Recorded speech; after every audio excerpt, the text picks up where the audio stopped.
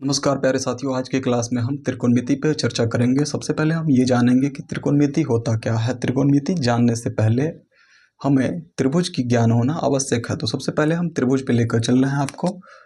तो ट्रायंगल यानी त्रिभुज, त्रिभुज कहते किसको है? त्रिभुज, ये जो त्रिभुज है आप देख रहे हैं तीन रेखाखंडों से मिलकर बना है, तीन रेखाखंडों से मिलकर बना है। तो इसका जो डेफिनेशन होगा कि तीन रेखाखंडों से घिरी बंद समतल आकृति को हम त्रिभुज कहेंगे। और त्रिभुज का जो तीन कोण होता है ए, बी और सी, ये अपने अनुसार आप मान सकते हैं। ये जो कोण दिख रहा है ये तीनों कोणों का योग 180 डिग्री होता है। त्रिभुज के तीनों कोणों का योग 180 डिग्री होता है। हम जानेंगे कि त्रिभुज के प्रकार कितने हैं। त्रिभुज के प्रकार, पहला तो कोण के आधार पर,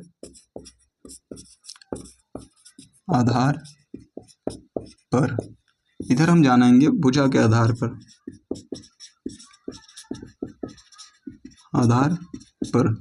तो कोण के आधार पे जो है वो त्रिभुज के तीन प्रकार है: समकोण, समकोण, न्यून कोण और अधिकोण।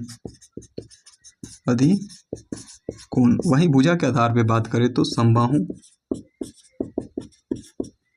विषमबाहु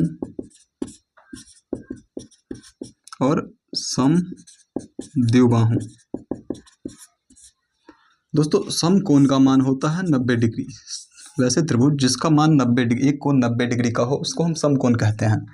और न्यून कोण होता है 0 से 45 डिग्री के बीच, 0 से 90 डिग्री के बीच। और अधिक कोण 90 डिग्री से 90 प्लस और 180 डिग्री तक। वहीं समबाहु यानी सभी भुजा जिसका बराबर होगा उसको समबाहु कहेंगे। जिसकी एक भी भुजा बराबर नहीं हो उसको विषमबाहु कहेंगे। और साथ ही जिसकी दो भुजा बराबर हो उसे हम समद्विबाहु कहेंगे। दोस्तों त्रिकोणमिति के अंतर्गत हमें जो है केवल एक ही त्रिभुज को पढ़ना है, समकोण, और उसी के साथ हम पढ़ लेंगे न्यून कोण को। तो समकोण पे हम चर्चा करेंगे, समकोण त्रिभुज पे चर्चा करेंगे। तो समकोण त्रिभुज जो होता है जिसका एक कोण 90 डिग्री का होता है और शेष दो कोण जो होगा वो न्यून कोण होगा, उसे हम समकोण त्रिभुज कहेंगे। समकोण त्रिभुज जो है वो, समकोण त्रिभुज में जो दो रेखा दिख रहा है आपको, लंब और आधार, यानी पाइथागोरस नाम के व्यक्ति के द्वारा एक प्रमेय दिया गया था, पाइथागोरस प्रमेय, जिसमें कहा गया है कि लंब का स्क्वायर प्लस आधार का स्क्वायर कर्ण के स्क्वायर के बराबर होगा।